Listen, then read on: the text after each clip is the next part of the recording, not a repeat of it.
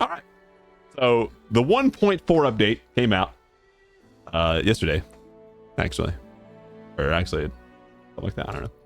And I haven't looked at these updates notes. I got told to look at them, and I already know we've already been playing the beta a little bit, so I just wanted to look through here, see if they changed, you know, any balance stuff, and more importantly, look at this beautiful artwork that they made for each and every one of the characters. By the way, they posted this in the Discord that we saw. I actually haven't seen them like side by side like this. So on the left side here is all the base character models, right? This is what they started with. And then their dialogue changes based on whatever weapon they have, like with them. And each one of these is sick as fuck. Oh my gosh. A lot of people are like, oh, the characters should change like their appearance based on like whatever like color that you have them like wear from Alun's thing. And a lot of people, I don't think, realize that these are all hand drawn. Hand draw all of the different color combinations would be cancer. And you might be like, okay, why don't you just render them? Because then they wouldn't look like this, right? So I'm not gonna lie, that's pretty fucking sick. The fact that they just had them change at all, like I wasn't expecting that. Like I knew that they had a little splash art whenever you go and select like whatever weapon you want, but the fact that you have them change like in the dialogue when they go to fight the Zodiacs or they just talk is pretty sick. I like that a lot. They don't have any like weapon specific dialogue as far as I know, but still pretty sick. Didn't look at the gameplay for real. You mean these awesome gameplay mechanics right here? You see these ones right here? These ones? Look at that, dude. So you get the katana for Isla right here, dude. Look at that. And all these weapons play differently than their base weapons do, but it's not a bad thing.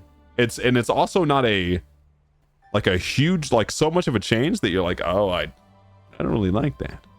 I don't really like that. It's a nice welcome. I'm not gonna lie.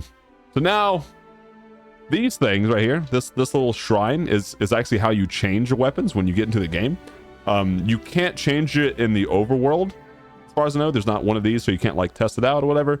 But once you go to each of the intro rooms, there's gonna be one here, and they even tell you how to unlock the new weapons. Death level 4 or above, you completing it will unlock all the weapons. And as far as the passives go, those passives have their own unlock conditions, and then they all do their own stuff or whatever. And some of them are pretty sick, like this Night Veil one, right? Which is every time you jump or you do your X jump over your base jump, you unlock these kunais. And there's no cooldown on that, by the way. You see that there's no cooldown that it says right here? That means you can jump against the wall and just endlessly send out these little daggers. Yeah, we did that like our first day we were playing. It was pretty sick. And then of course there are so many like of these passives, and some of them are like you know, like whatever, and some of them are like judgment cut here that are just fan-fucking-tastic, and you love them. So that being oh my god, I didn't even see that. Your double jump becomes an awesome attack that works like a basic attack. That's actually pretty sick. I didn't know that. Yeah, there's some of these that I actually haven't seen, which is like kind of like this one looks really sick, right? But because it happens on the first basic attack, you're like, oh, okay, so it'll happen in your fight room, like, oh, that's cool. And then for bosses, it's like, who cares? And you can't change them before every boss either. So like some of these need to be tweaked a little bit, but all in all, like the amount of variety that this update adds is like, we haven't seen this much content in an update since like the game's release, and the game's release added bosses, endings, everything, right? Like this is on that level of content update. It's huge. It's actually super huge. And then they say what's next here at the bottom. The Arsenal was a massive update. Yeah, it was huge. It was one of like the more anticipated updates because they kind of teased it, I think like 2 or 3 updates ago. They're like, hey, we're working on like this kind of overhaul to like give like more variety whenever you play, or you know, like you could do whatever. And that's exactly what they did. They added way more variety to a game that has a lot of like possible combinations that intertwine with each other, that also you can just do with different weapons now. That's sick as fuck. Okay. But Arsenal's massive update, give variety of gameplay. Yep, this is like what they did. Wish to keep adding more polish to the game, which is, you know, overall updates for games or whatever, or for their overall balance and stuff, right? Which is like, hey, going up here and be like, oh, this is really cool, but it only happens in fight and eclipse rooms, and it's on the first auto attack, so maybe we can make this a little bit differently, or you know, like maybe they make it like a cooldown or like a buff you have to pick up, kind of like Kieran's sword stuff over here. If I can find it, yeah, this right here, where he picks it up and you get like a third sword that kind of attacks with you.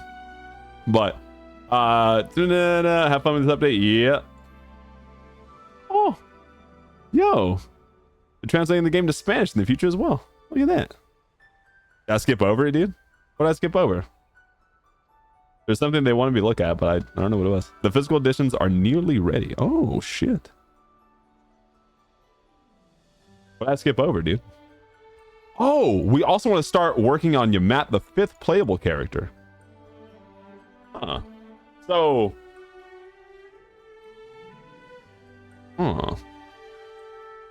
that bit, Yamat, the 5th playable character too, will have these weapons as well, right? Oh shit.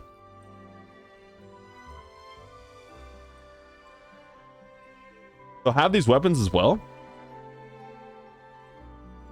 So that means you'll have 3 weapons for starting of a character and 3 passives. Huh. That's kind of sick.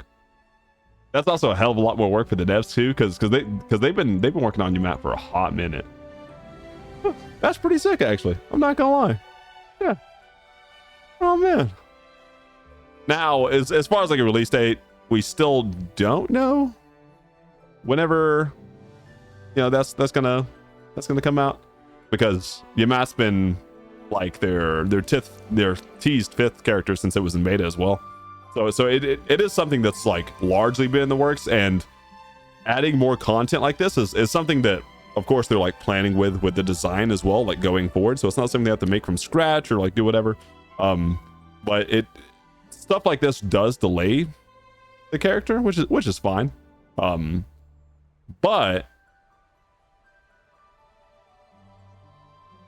is it working on Yamat? Like they haven't already been working on her as well? Like, oh shit.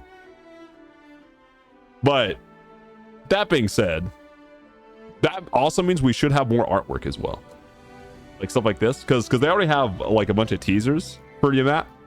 So we should start getting possible like teasers of weapons and art design whenever Yamat's closer and closer to coming out.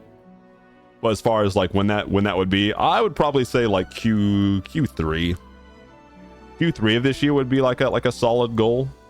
Now, I guess they might have even said Q4 at some point. Can't remember, because they already had a goal for Yamat, and I forgot when that was. But I will say it was Q3 or Q4 is one of them. But yeah, that's pretty sick. Huh. Nice, dude. Yeah, I mean, like I said, I haven't played the Shadows update since it released in the beta, and it has been fun as hell unlocking these and like kind of doing new styles of play. Also just doing like basic attack only runs, which is pretty sick, because then I get to, you know, appreciate the animation of the weapons, as well as all their wacky little passives that mostly go with your basic attacks and sometimes your signature spells as well. But yeah, that's pretty sick. 36 weapon passives, yeah. Those 4 characters, 9, yeah. Man. Yeah, this update is huge, and it's like on a scale that's definitely bigger than like the Infinity system, because like a lot of this was like quality of life, and then PvP new spells was also really huge too, because we've been playing with the same spells ever since like beta, and then these new spells and new auras that came out too is like something that added like one little spark of variety. Same thing with like the telescope as well. And then this update has been massive. I hope the whole community receives this as like a whole, because like I haven't really talked to anyone that has negative feedback about this like as a whole, which like even if you did, it would kind of be like, oh, I think some of these passives are like underpowered, or like, you know, like under usefulness, right? Kind of like the the laser one from Octave being like, oh, this one looks really, really sick. And it's really strong, as you can see, but it's only for your first basic attack on a wave spanning system. So you're like, I don't know how exactly useful that is, but all in all, again, more variety is what they were putting in, and they did more than that. They put even more love into the character design as well, as far as like the possible weapons that they could use, right? Which is like you have Octave here using a literal cannon blaster and a gunblade. That's sick as hell, dude. And then they also don't like it's not something outlandish that you're like, oh, I don't really see that character like not using that. It's clean. It's clean, yeah.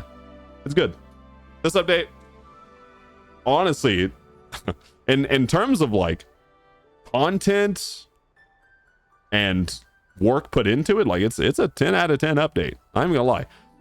The update that will be like the challenge to this is going to be the Yamat update that adds the character plus new worlds, or new world, right? Like that one's going to be pretty insane in form of content too.